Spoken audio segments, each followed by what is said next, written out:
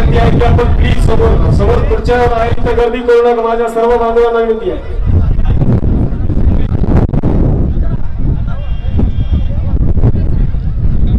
आरक्षण प्रचार यात्रेच्या निमित्तानं गंगाखेड नगरीमध्ये आदरणीय साहेबांचं गंगाखेड वासियांच्या वतीने मी शब्द सुमनाने स्वागत करतो। त्यांच्या सोबत आलेल्या सर्व नेत्यांचं पदाधिकाऱ्यांचं शब्द सुमनाने स्वागत करतो।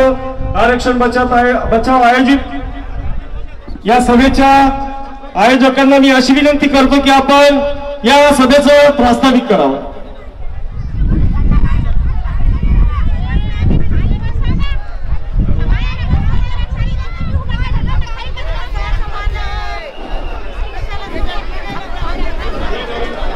डॉक्टर सिद्धार्थजी भालेराव साहेबांना विनंती करतो की आपण प्रास्ताविक करावं।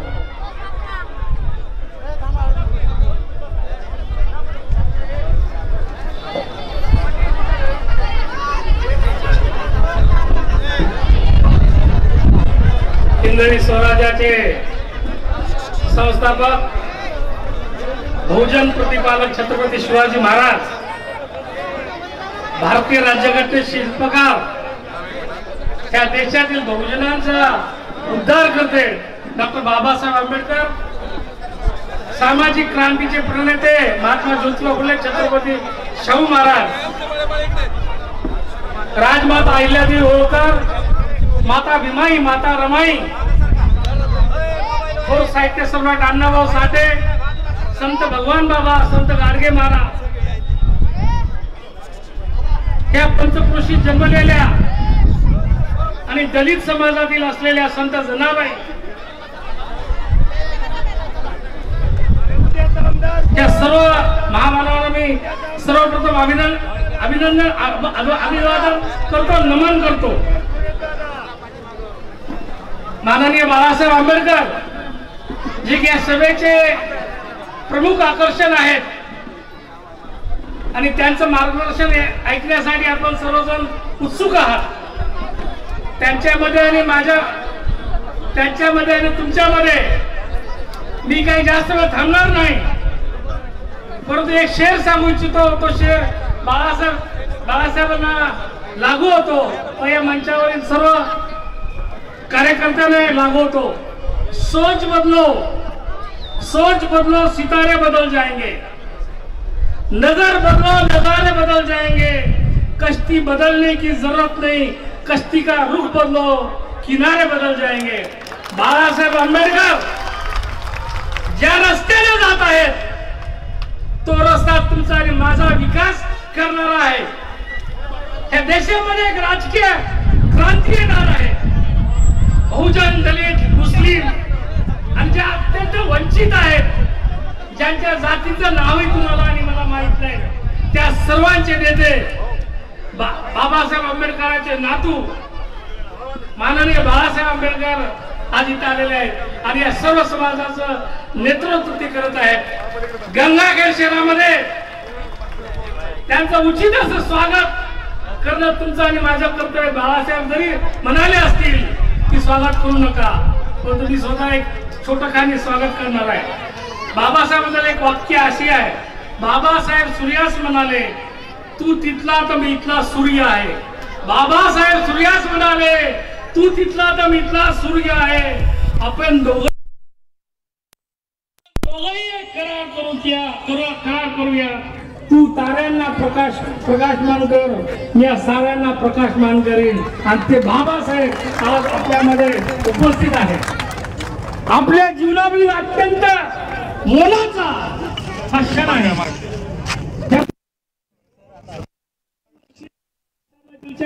सर्वांना आपणास माहित आहे, तत्पूर्वी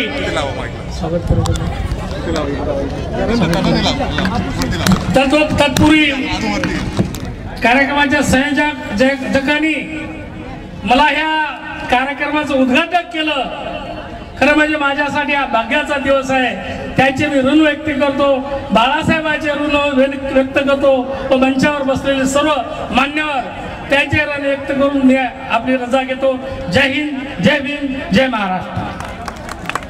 धन्यवाद डॉक्टर साहेब। या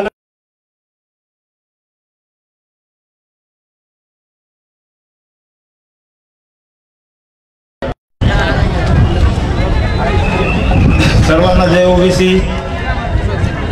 सर्व महापुरुषांना ज्यांनी आरक्षण लढ्यामध्ये आपलं योगदान दिलं त्यांना सर्वांना मी प्रथमतः अभिवादन करतो. आणि आमचे श्रद्धास्थान श्रद्धेय बाळासाहेब आंबेडकर या यात्रेनिमित्त गंगाखेडून जात असताना मी त्यांना रिक्वेस्ट करून मला गंगाखेडला सभा द्या म्हणलो साहेब. त्यांनी माझा त्यांचे धन्यवाद करतो. आणि जनाई नगरीमध्ये साहेबांचं मी आपल्या सर्वांमार्फत स्वागत करतो. तसेच आमच्या प्रदेशाध्यक्षा रेखाताई ठाकूर, आमचे निरीक्षक गोविंदजी दळवी, आमचे मित्र नांदेडचे उमेदवार अविनाशजी भोसीकर, बारसकर साहेब आणि इतर सर्व मान्यवर मंडळी, डॉक्टर सिद्धार्थजी भालेराव साहेब,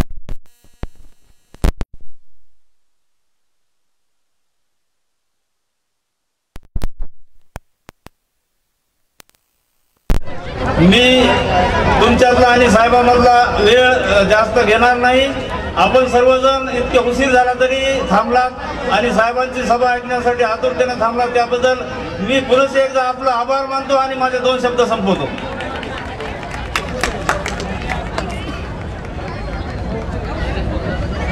यानंतर मी राज्याचे उपाध्यक्ष तथा परभणी जिल्हा निरीक्षक वंचित बहुजन आघाडी प्राध्यापक गोविंदजी दळवी सर यांना विनंती करतो की आपण या सभेस संबोधित करावे. वंचित बहुजन आघाडीची आरक्षण यात्रा या ठिकाणी गंगाखेड शहरामध्ये आलेली आहे. या प्रसंगी उपस्थित सर्व नेते आणि माझ्या समोर उपस्थित असलेले कार्यकर्ते, बंधू भगिनी, तरुण मित्र आणि पत्रकार बांधवांनो, या महाराष्ट्रामध्ये आरक्षणाच्या मुद्द्यावरून गेल्या 1.5 वर्षापासून एक वेगळ्या पद्धतीचं राजकारण चालू झालेलं आहे. ओबीसीच्या आरक्षणाच्या माध्यमातून छोट्या मोठ्या जात जमातींना भीती दाखवण्याचं काम चालू आहे. त्यांचा आवाज दाबण्याचं काम चालू आहे. आरक्षणाच्या या ताटामध्ये माती कालवण्याचं काम चालू आहे. आणि या महाराष्ट्राला खऱ्या अर्थाने कायदा व सुव्यवस्था अडचणीत आणल्या जाईल या पद्धतीची परिस्थिती निर्माण केल्या जात आहे. वंचित बहुजन आघाडीचे जे उद्दिष्ट आहे ते उद्दिष्ट घेऊन ही यात्रा निघालेली आहे. या यात्रेचं पहिलं उद्दिष्ट आहे SC STच्या विद्यार्थ्यांचं स्कॉलरशिप दुप्पट झाली पाहिजे. ओबीसीच्या विद्यार्थ्यांना SC STच्या प्रमाणे शिष्यवृत्ती मिळाली पाहिजे. ओबीसीची जात न्याय जनगणना झाली पाहिजे आणि ओबीसीच्या आरक्षणाला कुठलाही धक्का लागता कामा नये या पद्धतीची मराठ्यांच्या आरक्षणाची तरतूद केली पाहिजे. हे संवैधानिक समतेचे मूल्य घेऊन ही आरक्षण यात्रा निघालेली आहे. मला या विचार मंचाच्या माध्यमातून आपल्या सर्वांना सांगायचं आहे, माझा आवाज जिथपर्यंत जात आहे त्या सर्वांना मला अपील करायचं आहे, विनंती करायची आहे. जेव्हा जेव्हा महाराष्ट्रामध्ये या पद्धतीचं दंगलीचं वातावरण निर्माण केल्या गेलं तेव्हा तेव्हा वंचित बहुजन आघाडी आणि आदरणीय बाळासाहेब आंबेडकर मैदानात उतरल्याने आणि हे वातावरण थांबवण्याचं काम केलेलं आहे. या महाराष्ट्राला समतेच्या, ममतेच्या आणि बंधुत्वाच्या सूत्रामध्ये गोवण्याचं काम केलेलं आहे. मला आठवते 23 फेब्रुवारी 2019 रोजी महाराष्ट्रातल्या शिवाजी पार्क या ठिकाणी ओबीसीचं महाअधिवेशन बाळासाहेब आंबेडकरांनी आणि वंचित बहुजन आघाडीने गेलं होतं.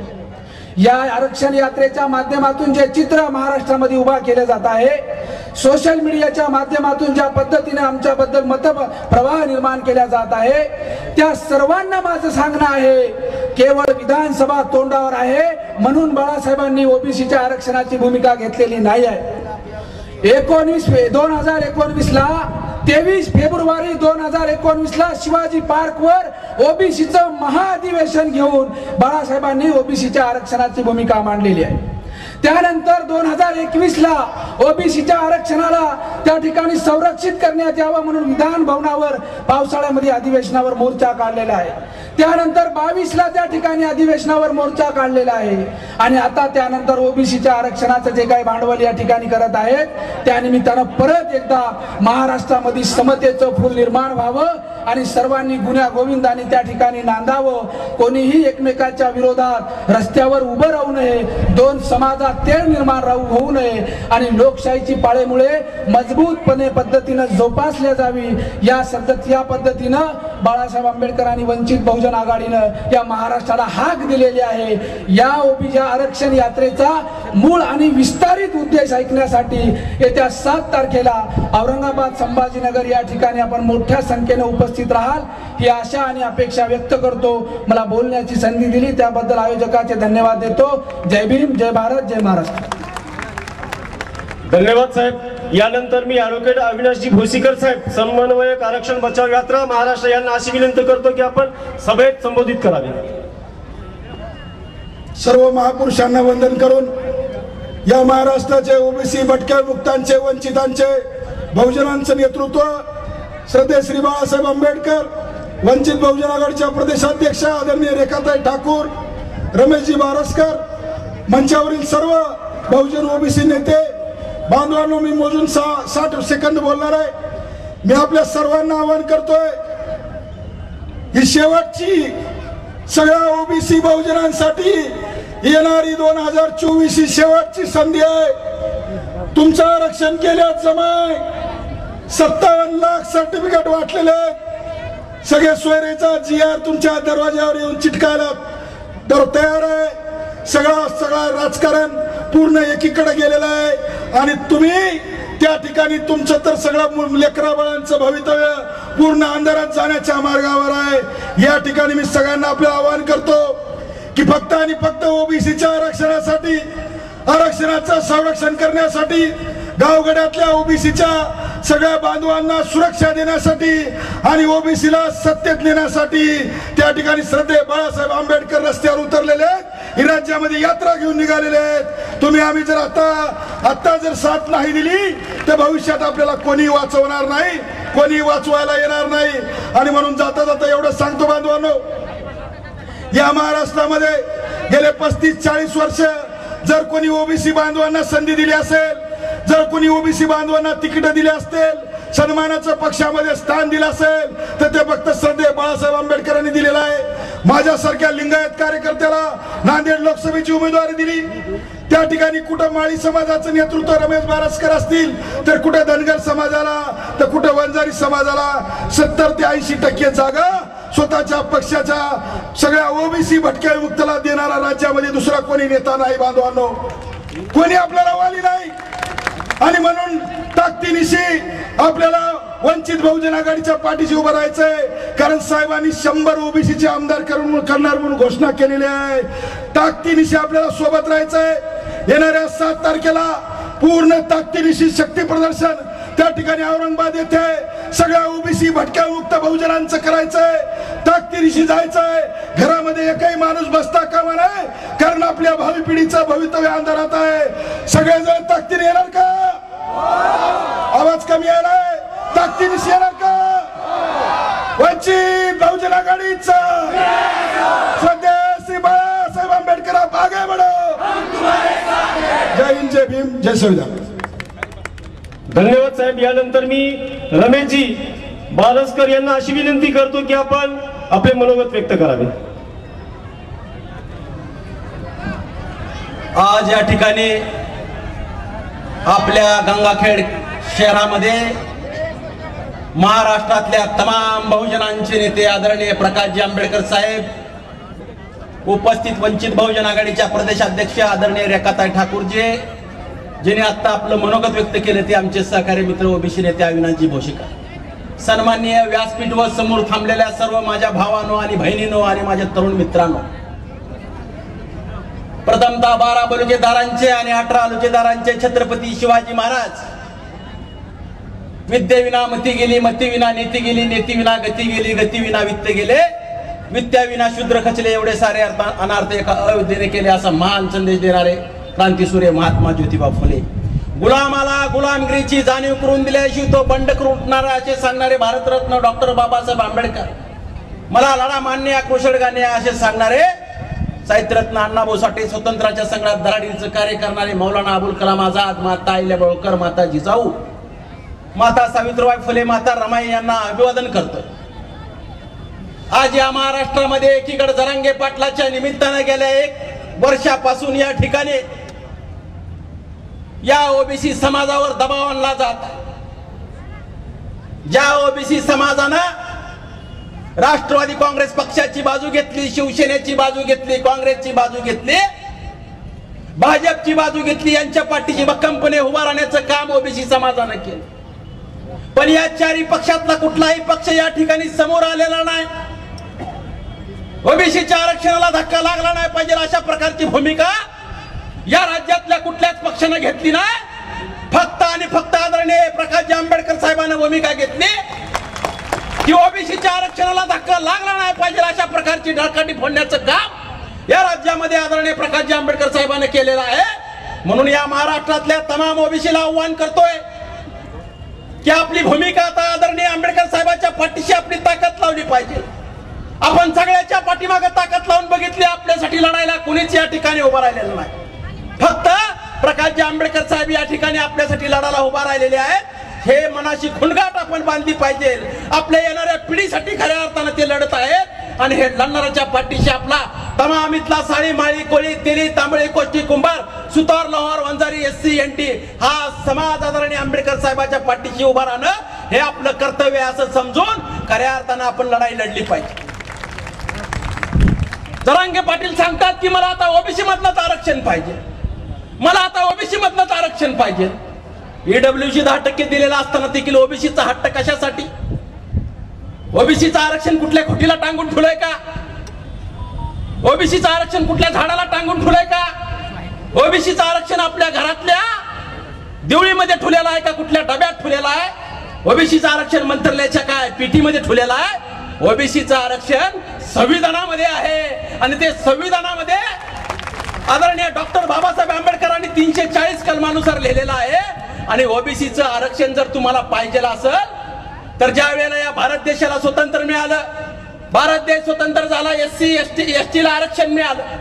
SC ST ग्रामपंचायत मध्ये जावं लागले, पंचायत समितीमध्ये जावं लागले, नगरपालिकेमध्ये जावं लागले, महानगरपालिकेमध्ये आमदारकीमध्ये जावं लागले, खासदारकीमध्ये जावं लागले।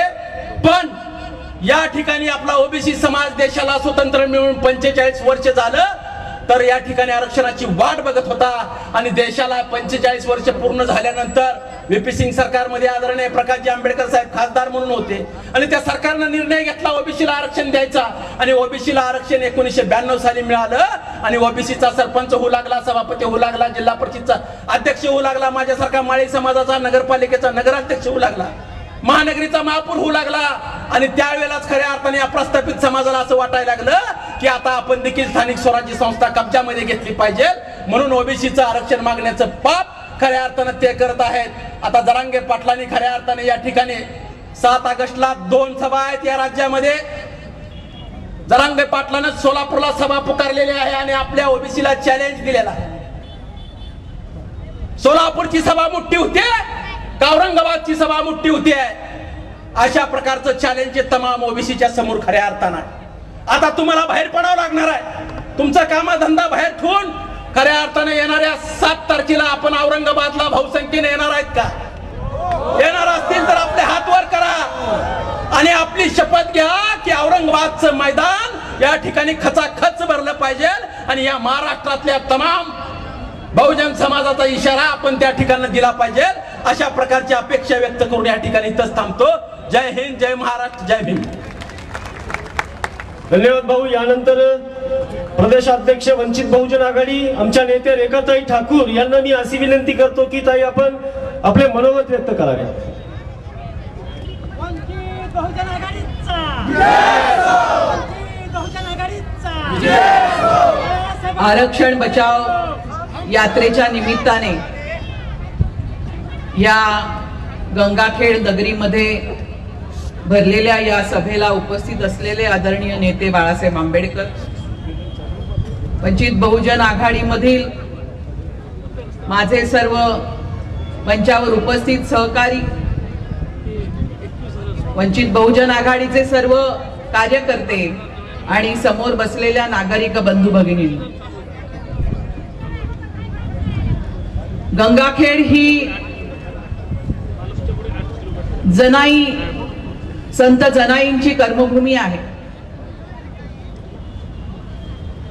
ज्या वारकरी संप्रदायाने या ठिकाणची उच्च नीचतेची स्त्री पुरुष भेदाची आणि जाती भेदाची व्यवस्था नाकारली, कारण या ठिकाणी सर्व समाजाला ईश्वर भक्तीची देखील स्वातंत्र्य नव्हतं, ही समता नव्हती. परंतु ईश्वर भक्तीच्या, विठ्ठल भक्तीच्या क्षेत्रामध्ये इथल्या वारकरी संप्रदायाने समता आणली आणि जनाई सारख्या वंचित समूहामधील एका स्त्रीला संत म्हणून मान्यता मिळाली. हाच समतेचा जो विचार आहे, हा विचार आरक्षणाच्या विचारामागे आहे. डॉक्टर बाबासाहेब आंबेडकरांनी संविधानामध्ये जे आरक्षण दिलेलं आहे त्याच्या पाठीमागचं मूल्य समतेचं, बंधुभावाचं, भगिनीभावाचं मूल्य आहे. आणि आज आपल्याला ही यात्रा घेऊन काय निघावं लागलेलं आहे याकडे आपण लक्ष दिलं पाहिजे की जो आज या ठिकाणी गरीब मराठा आरक्षण मागत आहे त्याला समतेच्या भूमिकेमधून, बंधुभावाच्या भूमिकेमधून वंचित बहुजन आघाडीने पाठिंबा दिला. परंतु जी भूमिका आपण मांडलेली आहे की या ठिकाणच्या गरीब मराठ्याला जर का आपल्याला आरक्षण द्यायचं असेल तर त्याला ओबीसीच्या कोट्यातून देता येणार नाही, त्याला स्वतंत्र कोटा त्या ठिकाणी निर्माण करावा लागेल आणि त्यासाठी कायदेशीर तरतूद करावी लागेल. परंतु आपण बघतोय की या ठिकाणी हट्टीपणा चाललेला आहे. आरक्षणाचं जे धोरण आहे त्याच्या मागचा जो विचार आहे तो समजून न घेता उपटसुंभासारख्या मागण्या केल्या जात आहेत आणि त्यामुळे या ठिकाणचा जो ओबीसी आहे तो गावागावामध्ये असुरक्षित आणि भयभीत आहे. मराठा, गरीब मराठा बांधवांना आणि जरांगे पाटलांना देखील माझी विनंती आहे की आपल्याला जर का या आरक्षणाच्या यात्रेमध्ये हे आरक्षण हवं असेल तर आपल्याला समता आणि बंधुभाव देखील समजून घ्यावा लागेल. हा समता आणि बंधुभाव या ठिकाणच्या जाती व्यवस्थेने, उच्च नीचतेच्या व्यवस्थेने ठेवला नाही आणि म्हणून एक विषमता संपूर्ण देशामध्ये जी निर्माण झाली त्याच्या विरोधामध्ये या ठिकाणी वारकरी संप्रदायाने समाजाला एक संदेश दिला समतेचा, बंधुभावाचा. त्याचप्रमाणे भारतीय संविधानाने देखील समतेचा आणि बंधुत्वाचा संदेश आपल्याला दिलेला आहे. आणि म्हणून या ठिकाणचा जो आपला ओबीसी बांधव आहे त्याला धाक तपस्या दाखवण्याचं, त्याला वारंवार संधी नाकारण्याचं, त्याला सत्तेमध्ये सामावून घेण्याचं जे 75 वर्षामध्ये गेल्या 75 वर्षामध्ये जे व्हायला पाहिजे होतं ते या ठिकाणच्या उच्चभ्रू, बाळासाहेब त्यांना निजामी मराठे म्हणतात, या समुदायाने केलं नाही. आणि आपण बघतो की त्यांना मत देणारा हा या ठिकाणचा गरीब मराठा समाज जो आहे तो देखील त्यांच्या पावलावर पाऊल टाकू लागला. आज त्यांचे प्रश्न आपण समजून घेत आहोत, पण गावागावामध्ये आपण दादागिरी संपवली पाहिजे असं आवाहन मी मराठा बांधवांना करत आहे. दादागिरी सोडून दिली पाहिजे आणि या ठिकाणी बंधुभावाचं आणि ममतेचं वातावरण आपण निर्माण केलं पाहिजे. ही जी आरक्षण यात्रा या ठिकाणी निघालेली आहे हा संदेश घेऊनच या ठिकाणी निघालेली आहे. दादागिरी एका बाजूला संपवा असं त्यांना संदेश देत असताना दुसऱ्या बाजूला जर का कोणी अशा प्रकारची दादागिरी करणार असेल तर ज्या समाजाला दबावात आणलं जात आहे त्या ओबीसींच्या पाठीमागे वंचित बहुजन आघाडी आणि बाळासाहेब आंबेडकर खंबीरपणाने उभे आहेत. कायद्याला या ठिकाणी धुडकावून लावून जर का कोणी आरक्षणाच्या कायद्याबरोबर मस्ती करणार असेल तर त्यांना देखील धडा शिकवायला या महाराष्ट्राची जनता या ठिकाणचा ओबीसी आणि या ठिकाणची संपूर्ण वंचित बहुजन आघाडी सज्ज आहे, एवढा इशारा मी या ठिकाणी देते आणि मी आपली रजा घेते. धन्यवाद ताई. यानंतर मी तुमचे आमचे हृदयस्थान श्रद्धास्थान श्रीदेव बाळासाहेब आंबेडकर यांना विनंती करतो की आपण आपले मार्गदर्शन करा. श्रीदेव बाळासाहेब आंबेडकर आगे बढ़ो. श्रीदेव बाळासाहेब आंबेडकर आगे बढ़ो. वंचित बहुजन आघाडीचा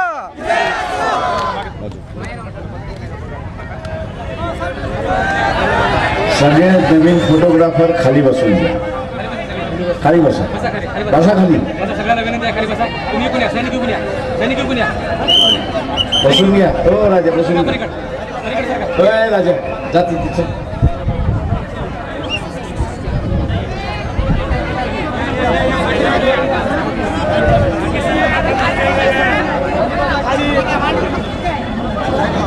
चला बसा खाली, नाही तर बाजूला व्हा. खाली बसा नाही तर बाजूला व्हा. तुम्ही सुद्धा खाली बसा. बसा खाली.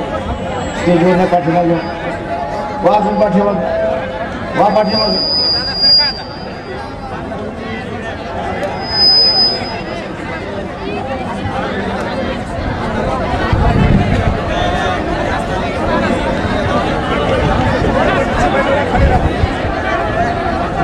उपस्थित बंधूंनो आणि भगिनींनो, आजीबाई खाली बसून घ्या. पाठीमागून बोंबलतात आहे, नाही तर पाठीमागे जाऊन उभं राहा. मंचकावरती उपस्थित सर्वच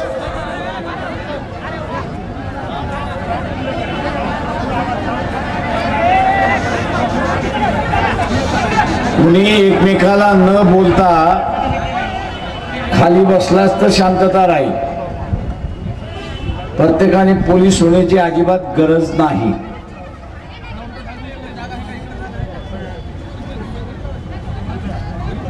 समोरचे मोबाईलवाले खाली बसा, पाठीमागून बोंबलतात आहेत, काय करणार घ्या. बसा खाली. बसा खाली. हा बसा खाली. पिवळं शर्ट खाली बसा.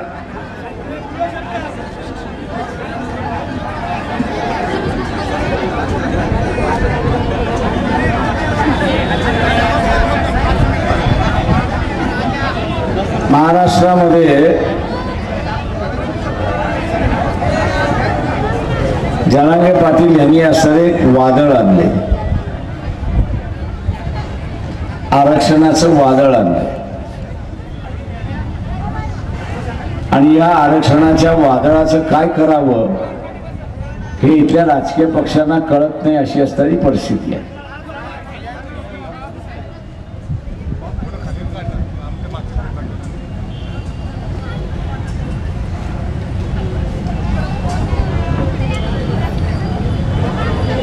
जरांगे पाटील यांनी सर्व राजकीय पक्षांपुढे प्रश्न ठेवलाय की मी जी मागणी मागतोय की मराठा समाजाला ओबीसीतून आरक्षण द्यावं, या मागणीला तुमचा पाठिंबा आहे की विरोध आहे हे तुम्ही कळवा. वंचित बहुजन आघाडीशिवाय दुसरं कोणीच पाठिंबा कोणीच भूमिका घेतली नाही, अशी असणारी परिस्थिती आहे.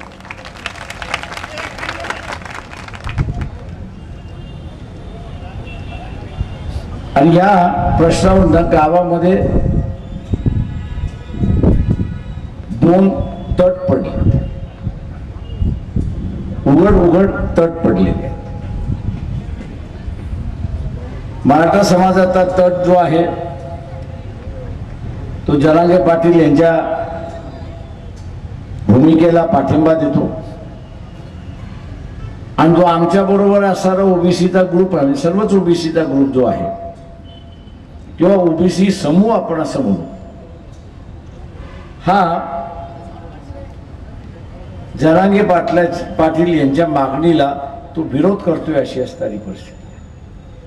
दोन तट पडले,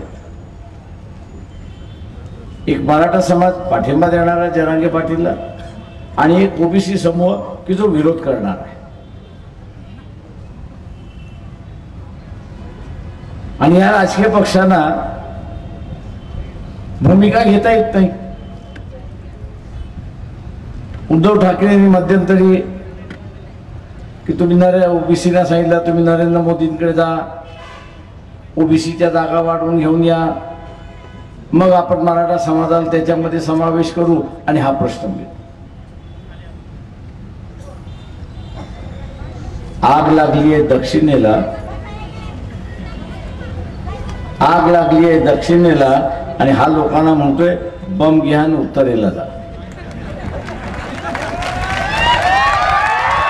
कशी काय ती आग बुजणार?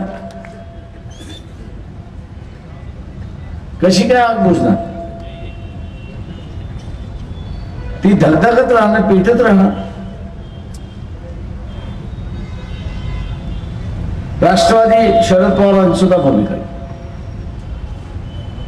की मुख्यमंत्री तुमची भूमिका काय ती आमची भूमिका. आता एवढंच सोपं असेल तर मग अख्खी एनसीपी ही एकनाथ शिंदे शिवसेनेमध्ये मर्ज करून टाका ना, प्रश्नच मिटला.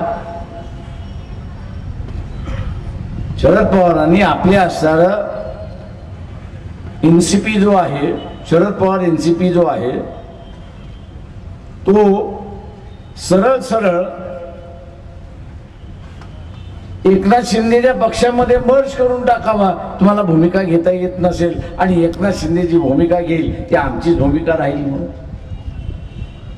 मग वेगळेपणा कशासाठी?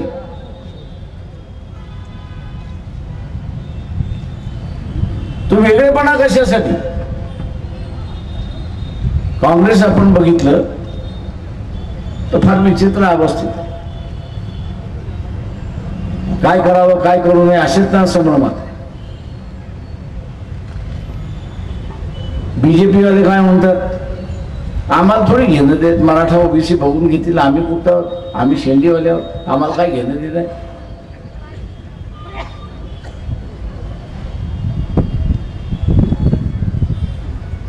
म्हणजे एका बाजूला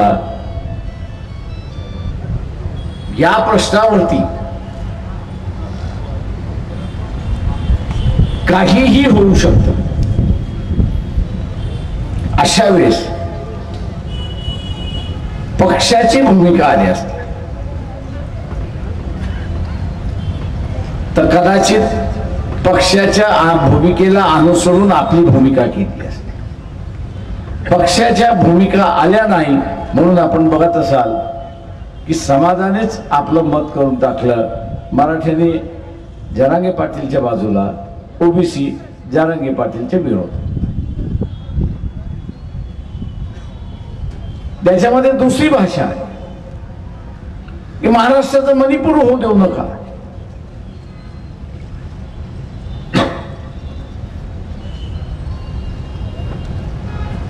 दुसरी भाषा आली की मराठ्याचे मनुष्य मणिपूर होऊ देऊ नका.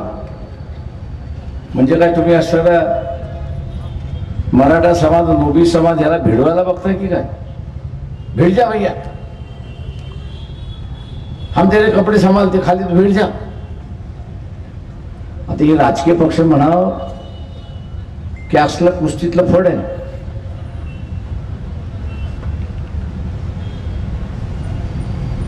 माझं आव्हान आहे आपल्या सगळ्यांना,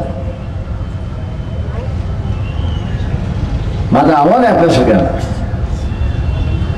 की या भडकालू राज्यकर्त्यापासून सावध राहा.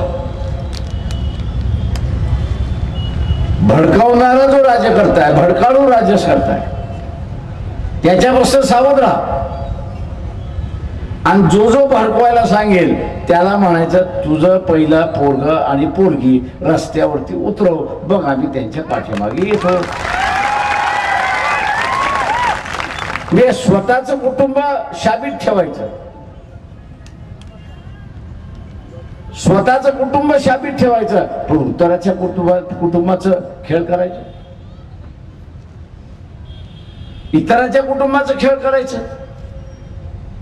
तेव्हा अशा नेत्यांपासून सावध राहा. मित्रो, मी आपल्याला एक प्रश्न विचारतो, आरक्षण आपण देणार आहात का?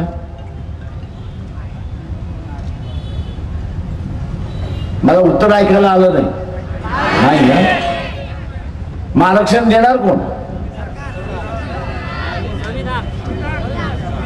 देणार कोण?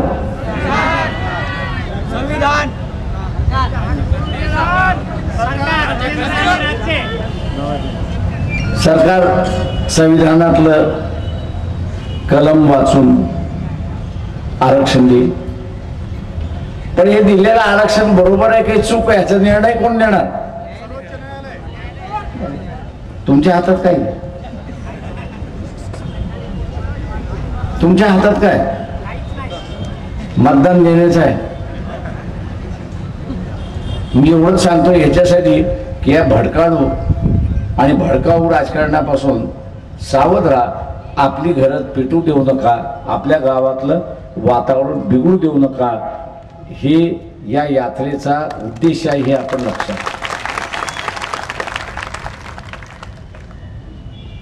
खुशाल माझं म्हणणं आहे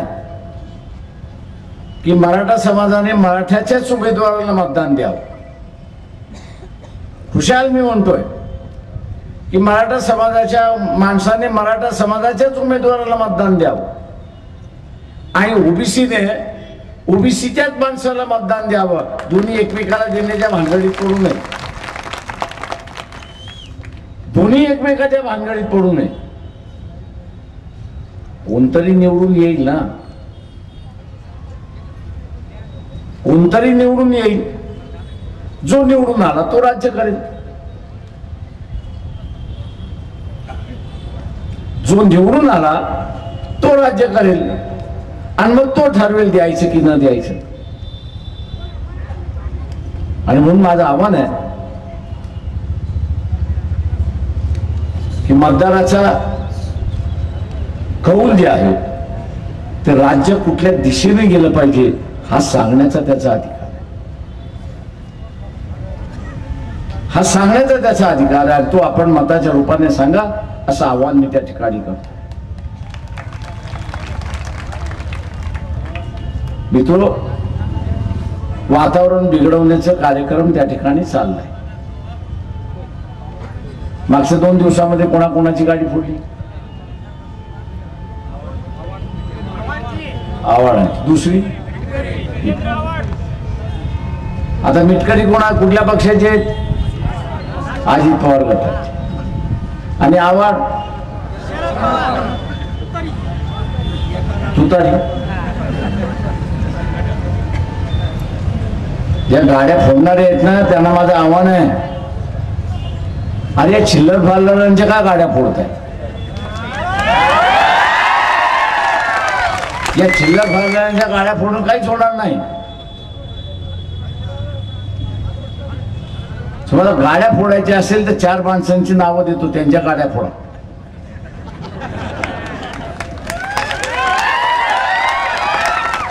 एक कोण? शरद पवार. दुसरा देवेंद्र फडणवीस. तिसरा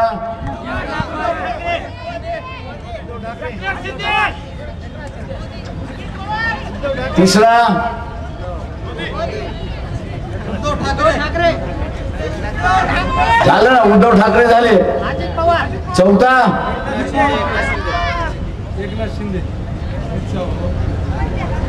देवेंद्र. फोडा त्यांच्या गाड्या.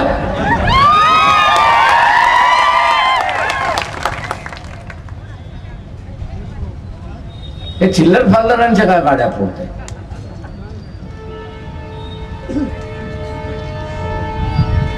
यांच्या गाड्या फोडून फायदा नाही. यांच्या गाड्या फोडल्या की यांना भीती वाटते, मग पोपटासारखे बोलायला लागतील की आम्ही तुमच्या बाजूने आहोत की तुमच्या विरोधात.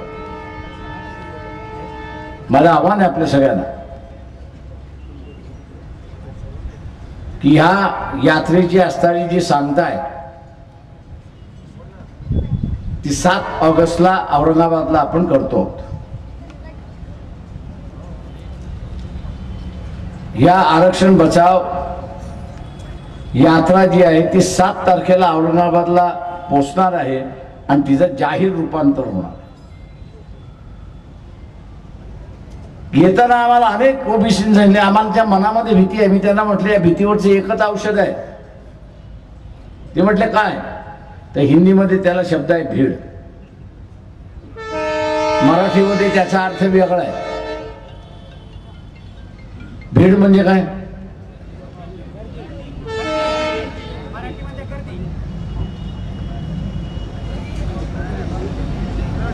काय मराठी शब्द, काय मराठी शिकवत? मराठी भीड म्हटलं म्हणजे भीड, त्याला झुंज ज्याला म्हणतो आपण. हिंदी भीड म्हटला म्हणजे जनसंख्या. हिंदीचा भीड ह्याचा अर्थ जनसंख्या. आम्ही त्या ओबीसी कार्यकर्त्यांना म्हटलं की 7 तारखेला जनसंख्या दाखवा. एक तिथे असा धनगर समाजाचा कार्यकर्ता तो पण साहेब आम्ही दाखवली ना. म्हटलं पंढरपूरला ना? तर म्हटलं होय. 5 लाखाच्या वरती म्हटलं तुम्ही दाखवली, बरोबर आहे. पण म्हटलं तुमच्या हाताला काय लागलं? काहीच लागलं नाही. अटल बिहारी वाजपेयी आले होते पण एकही उमेदवार जाहीर केला नाही. का जाहीर केला नाही? तर धनगरच होता. महाराष्ट्रातला 5 लाख धनगर जरी असेल तर या गंगाखेड मध्ये धनगर समाज किती आहे?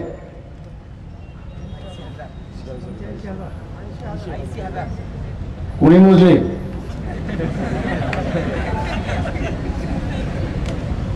कोणाला आला फेरा?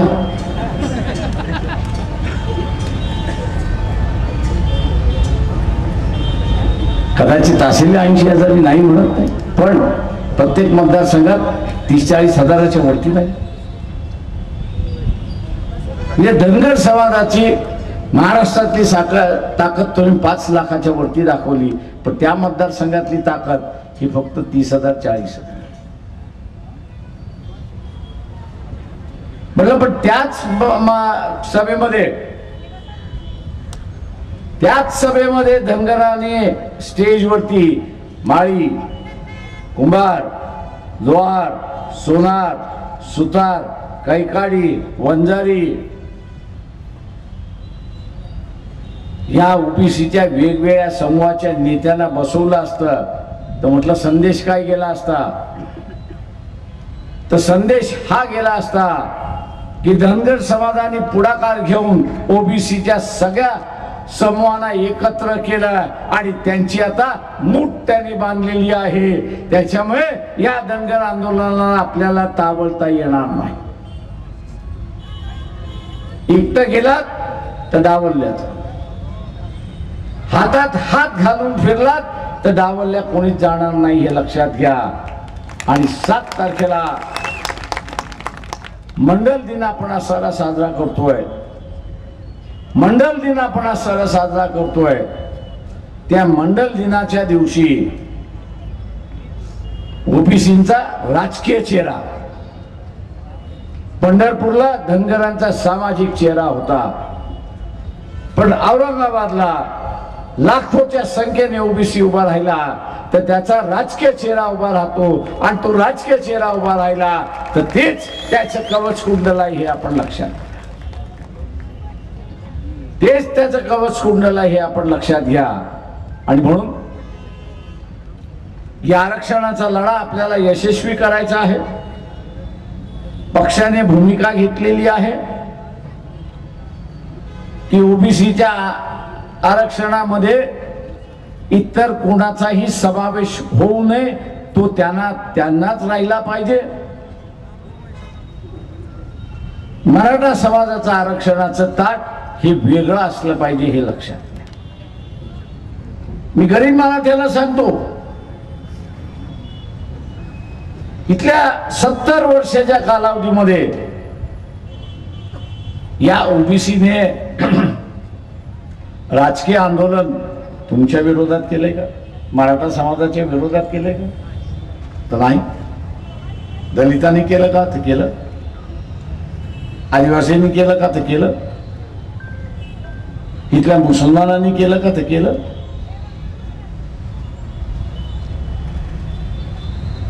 जे जरांगे पाटील यांच्या पाठीमागे आहेत त्यांनी एक गोष्ट लक्षात घ्यावं की त्यांचा विरोधक ओबीसी नाही, त्यांचा विरोधक ओबीसी नाही, त्यांचा विरोधक इथला निजामी मराठा आहे, आपण लक्षात घ्या. श्रीमंत मराठा आहे तो लक्षात.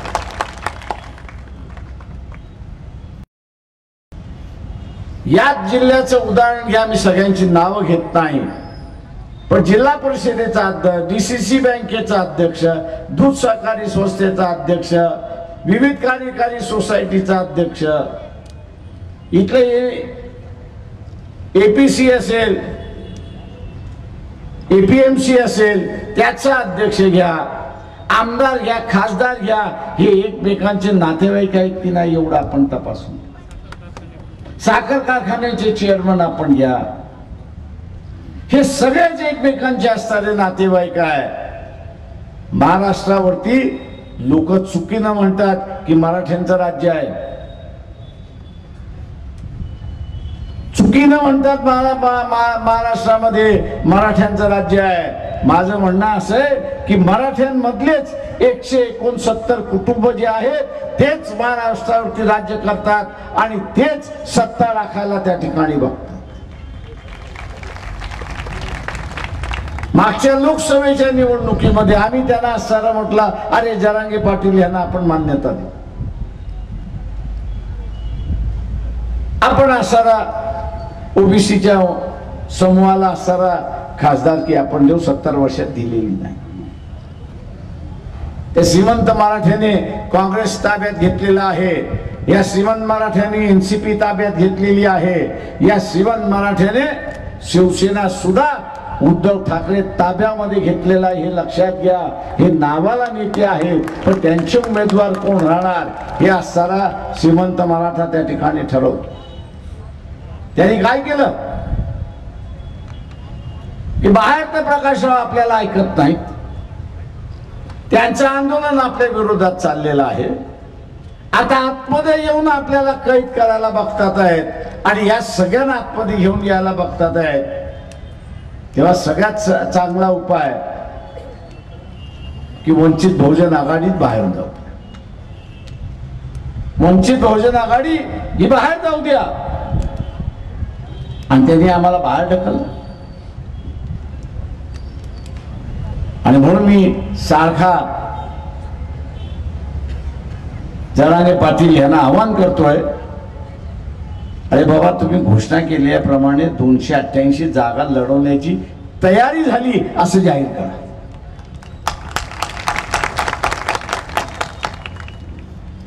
काय ही लढाई ओबीसीची नाही, ही लढाई श्रीमंत मराठ्याची आणि गरीब मराठीची लढाई हे लक्षात.